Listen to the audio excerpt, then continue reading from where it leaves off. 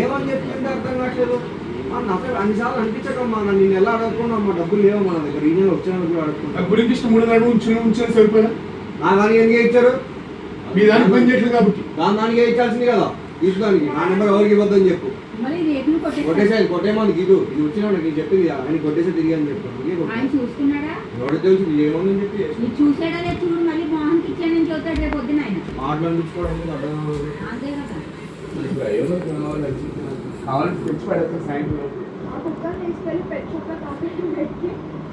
ఒక్కొక్కరికి 2000 రూపాయలు ఖర్చునప్పుడు అందుకని ఎలా మారింది భయం ప్రాడే మనం నేను ఎందుకు తీసుకున్న డబ్బులు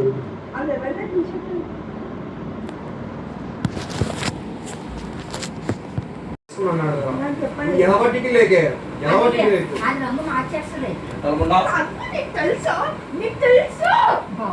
ఆ రోజు చెప్పే తీసుకున్నాను.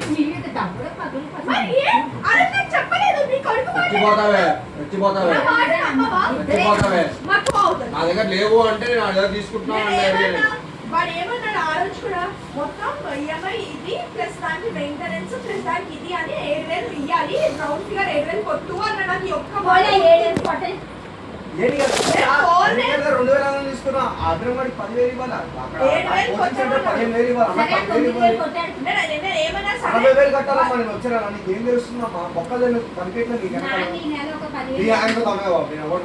7,000 రౌండ్ ఫిగర్ అంటే సర్లే అడిగాడు ఏమిటంటే సర్లే రౌండ్ ఫిగర్ 9,000 వేస్తాను అన్నాడు. సరే 9 కొట్టు.